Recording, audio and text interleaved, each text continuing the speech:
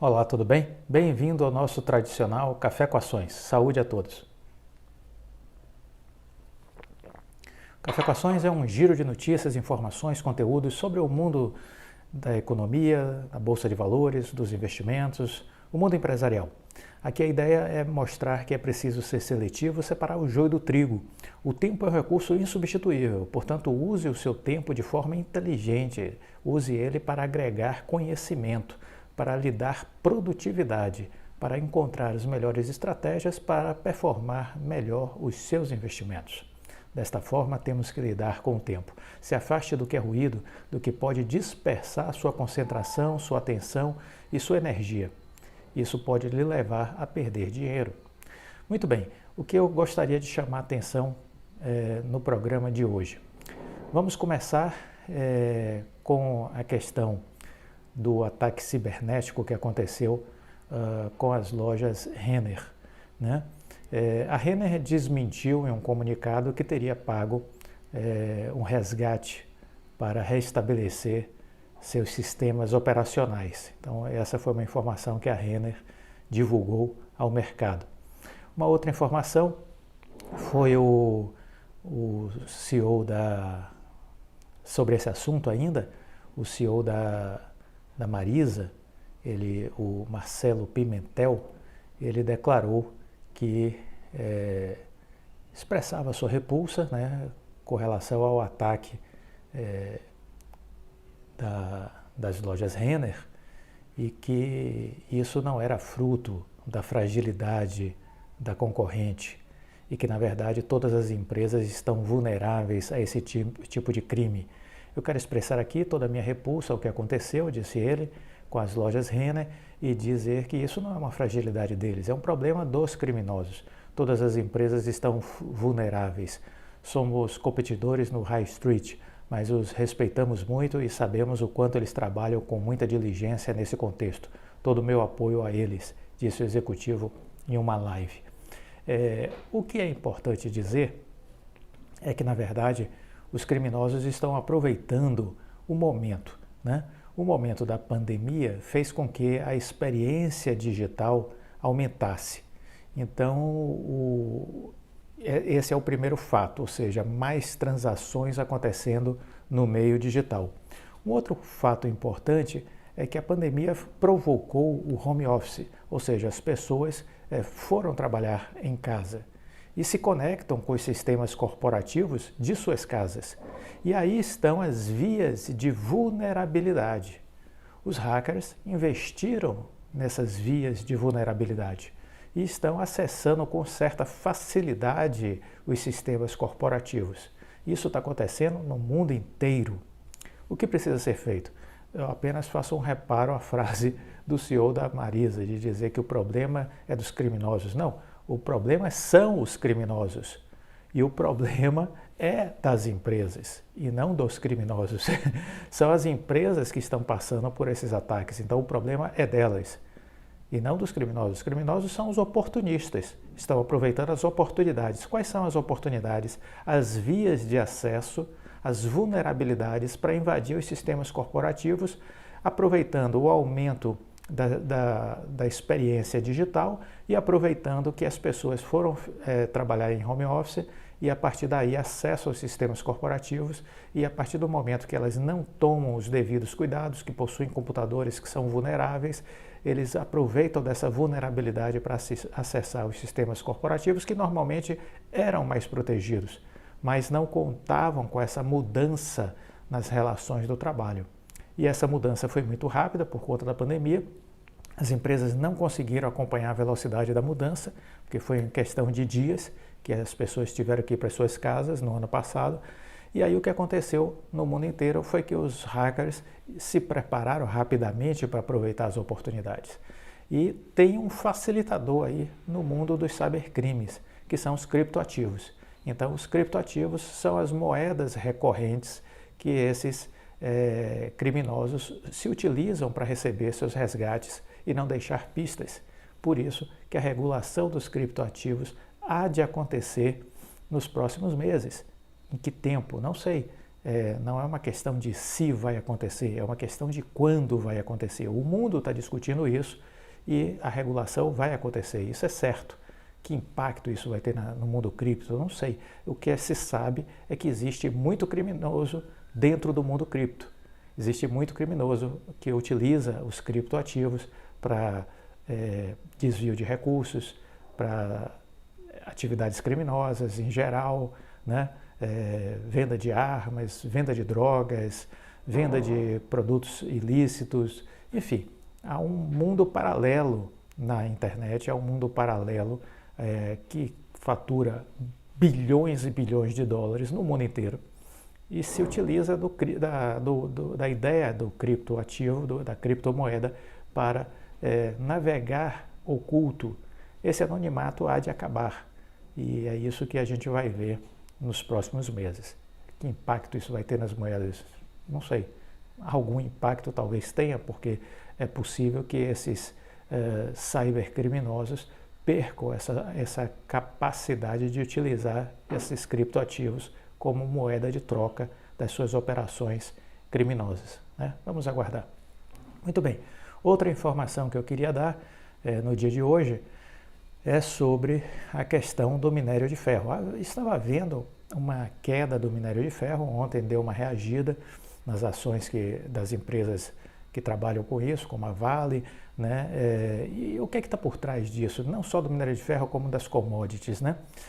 A Bloomberg fez uma matéria dizendo que minério de ferro dispara por otimismo com recuperação de demanda. Havia um certo clima mais negativo de que a variante Delta poderia provocar de novo uma retração econômica, um viés totalmente torto da realidade, né? O Goldman Sachs, um grande banco de investimentos americano, já tinha feito um relatório dizendo que não acreditava nessa possibilidade de retrocesso. E agora a Bloomberg fez uma matéria dizendo: o impulso da vacinação nos Estados Unidos eleva sentimento nos mercados e o sucesso da China em reprimir o surto de Covid reforça a perspectiva para as commodities. Os contratos futuros do minério de ferro subiram em Singapura com a diminuição das preocupações com o impacto na economia provocado pela variante Delta e depois que as perspectivas de estímulo na China geraram uma recuperação nos mercados dos metais industriais. Os futuros em Singapura se recuperaram 11% na terça-feira passada. O impulso potencial da vacinação nos Estados Unidos elevando o sentimento nos mercados financeiros. O sucesso da China em reprimir o surto de Covid também reforçou as perspectivas para as commodities, tanto de cobre como petróleo, minério de ferro, produtos agrícolas. A recuperação do minério de ferro veio depois de uma perda de cerca de 1/4 do seu valor no mês passado, enquanto havia uma pressão envolvendo sobretudo as questões relacionadas à China, tentando conter a alta exagerada dos preços de aço.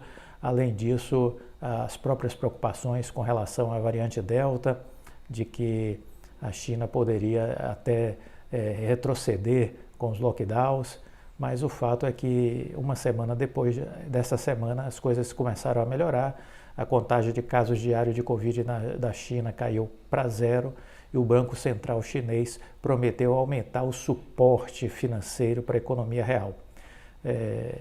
Após a alta nos preços dos últimos 2 dias, é difícil para o minério de ferro ficar quieto, disse Xiao Yu-Zhu, operador de metais da StoneX Financial. Então, o que temos foi assim, durante o último mês, uma queda exorbitante nas commodities, totalmente desconectada da realidade, e agora os preços começam a se reestabelecer numa trajetória de alta. O que esperar? Esperar que as commodities continuem subindo, porque as retomadas das economias vão demandar mais commodities no mundo inteiro. Então não tem por que o petróleo está caindo, não tem por que o minério de ferro está caindo, os produtos agrícolas, eles continuarão fortemente pressionados para cima. Essa é a expectativa que nós temos para os próximos 2 anos. Então, a gente tem um ciclo de alta de commodities aí por pelo menos 2 anos, entendeu? Nada de desesperador, e isso se reforça ainda mais com o pacote de infraestrutura aprovado no governo americano, né? São mais alguns trilhões de dólares nessa área de infraestrutura que vai demandar certamente minério de ferro, né? Então, fiquemos tranquilos, olhar o longo prazo. O investidor precisa se afastar do ruído de curto prazo, que ele não é interessante, é uma fotografia, a fotografia muda a cada hora, a cada minuto, a cada instante. Olhar o filme. O que diz o filme? O filme conta que há uma história de trajetória de alta das commodities. É isso que a gente precisa focar. Vamos falar de Oi também. A Oi chegou essa semana a ter altas até de 10,57% num único dia. E aí a notícia primorosa que saiu na Suno Notícias. Esse disparo de mais de 10,57% foi por causa do investimento em fibra ótica. Esse foi o título da matéria da Suno Notícias. Oi dispara mais de 10,57% com investimento em fibra ótica. Ora, meu Deus, que sentido tem essa matéria? Nenhum, zero. Mas eles descobriram que a Oi está investindo em fibra agora e que por conta disso subiu 10,57% na segunda-feira, dia 23. Ora, pelo amor de Deus, a Oi está investindo desde o ano passado em fibra ótica e crescendo a números gigantescos. Então não foi isso que fez a ação subir, mas a matéria da Suno, acredite, a matéria da Suno associou a alta ao investimento de fibra.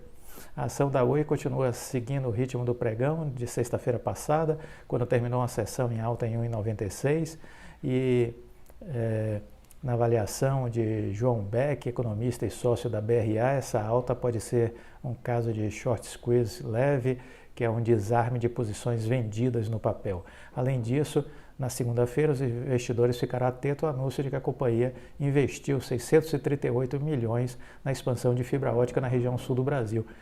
Imagine se teria sido isso que fez a alta da ação acontecer. Nos últimos 2 anos, a Oi investiu 15 bilhões. E foram os 638 milhões que fizeram o preço subir. Ou seja, o noticiário continua financeiro, continua de péssima qualidade no Brasil. Há muita especulação na mídia financeira e nós temos que ter cuidado, né?